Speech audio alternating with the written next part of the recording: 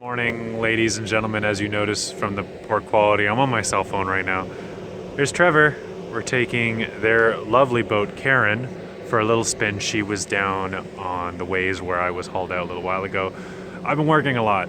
I've been doing jobs for other people, so you guys haven't seen any of that. It's been like 2 weeks of pretty solid work, and so I haven't been making videos, but I thought, hey, this one's fun. Make a little mini video. It'll be fun.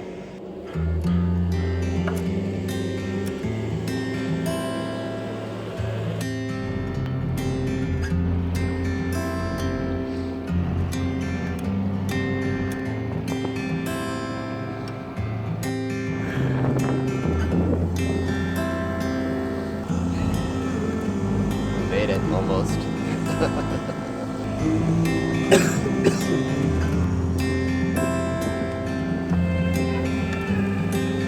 Hey.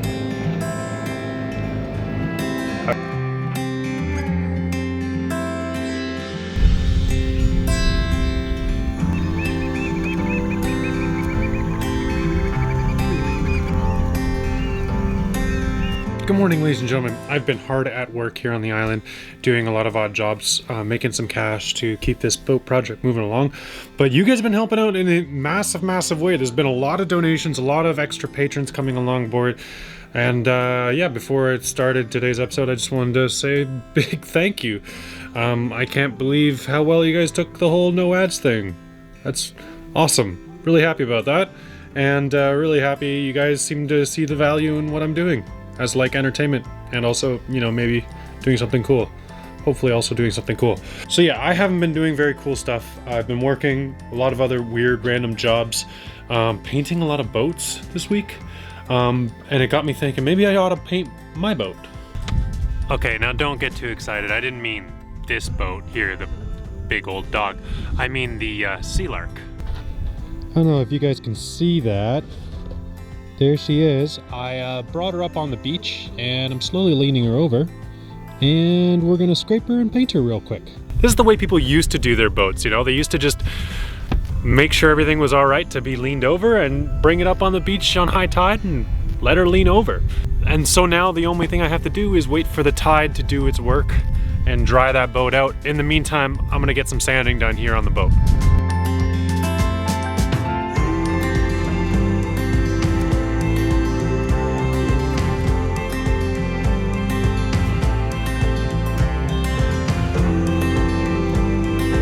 All right, we're gonna have to pause sanding for right now.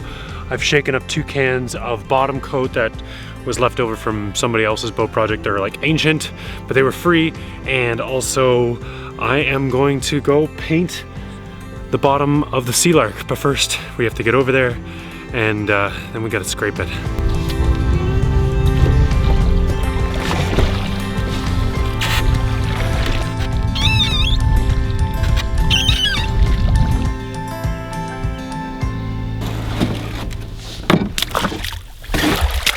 All right, welcome to the Scallywag shipyards, and we got 900 used condoms hanging off the bottom of this boat. These little jelly things always look really unappetizing. We got, oh man, all kinds of goodies. A lot of these. So much. Anyway, we're gonna scrape that off. Try to set up a tarp here so that we don't get any paint in the water. That's very important.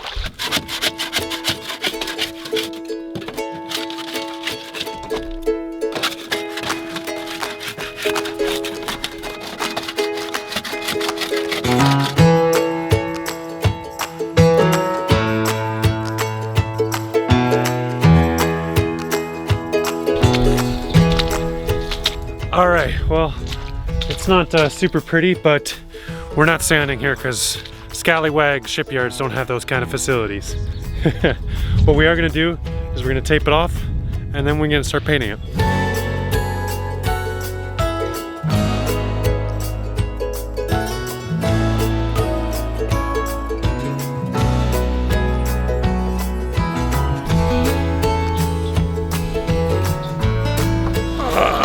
All right, well, that is all the paint work we're gonna get done right now.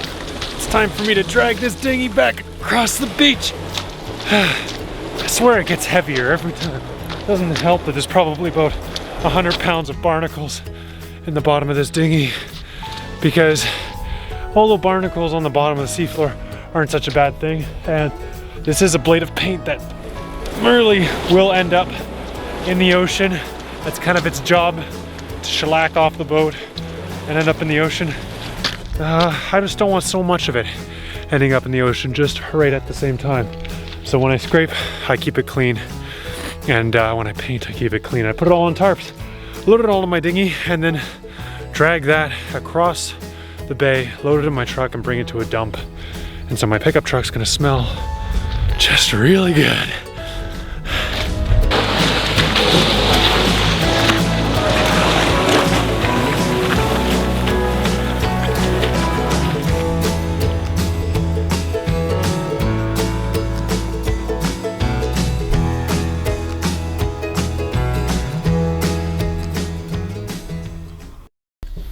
All right, another day, another beautiful day, and today is the first day in like 3 weeks where, yeah, this is fully just a Simon on the boat day.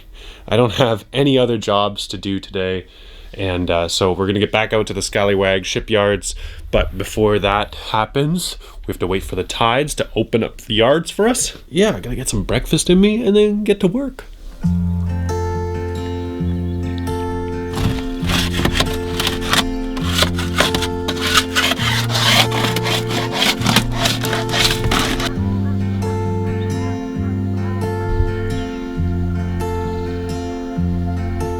All right, so today actually is one of these what I call snake tides. So yesterday I got the second low tide, which was much lower. Today's low tide's only gonna go another 9 inches. So I was really hoping it was gonna be enough to dry out the boat, but looks like I'm gonna have to do it this afternoon, which is a shame because I really wanted to take it out for a little sail in our afternoon wind. But guess I'll have to wait for tomorrow.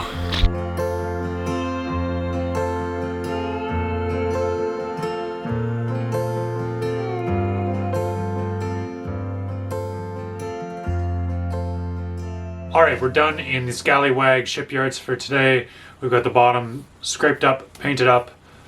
Now let's talk a little bit about the power we're gonna move this thing around with. Most of the time I just sail. I haven't really had an outboard on the Sea Lark in a long time. But my friend Toby, she's lending us her 2-horse. It's not running really well right now, so I'm gonna open it up and clean it up. And it's not a big motor, so it should be simple enough. And it'll be enough to get on and off anchor at least.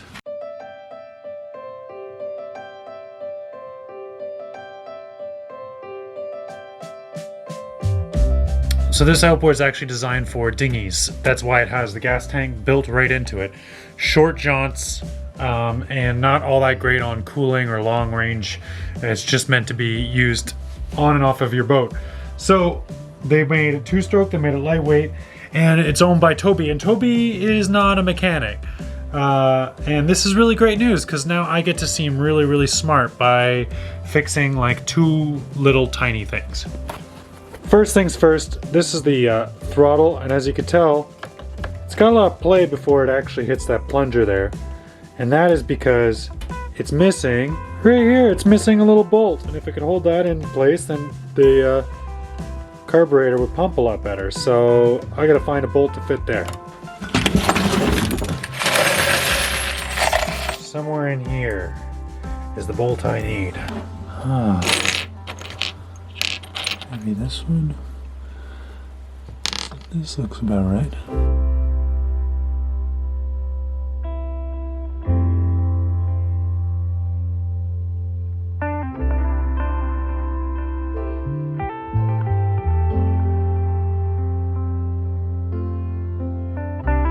Next up is something I always do when I get a new internal combustion motor, and that is to clean out the carburetor. So we squared away some sludge, and we're gonna jump into one last thing, and that is an electrical failure. The failure in this case is that in order to shut the motor off, I have to connect these 2 wires, effectively electrocuting myself every time I do.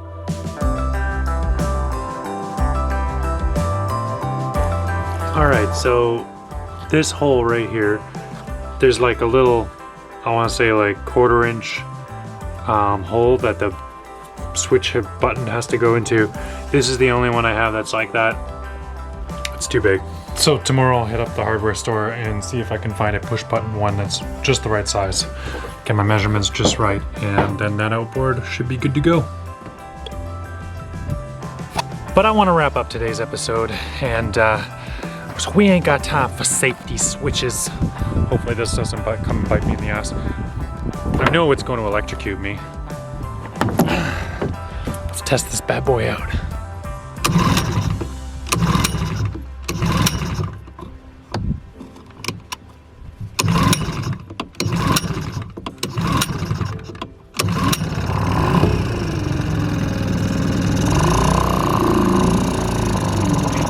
Not quite the surge of power I was hoping for.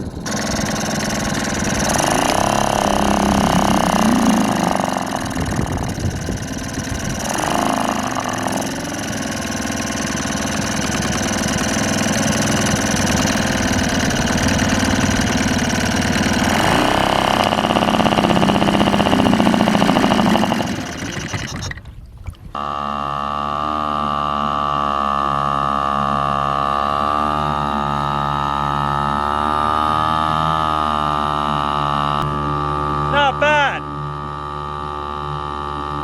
I guess it finally flooded up the carb bowl and we're ready to go.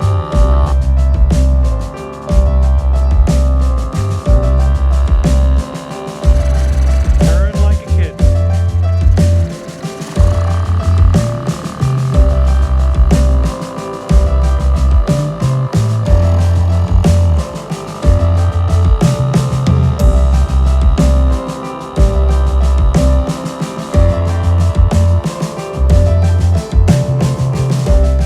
Alright, well, it's a small improvement, but it's an improvement. On the way out with the dinghy, I couldn't get full throttle, so now I can, and I call that a win. Still got a few more things I want to square away on that. Want to get a new shut-off button, want to test run it a little bit longer, and we're going to do a little test on the Sealark and see what it pushes it like.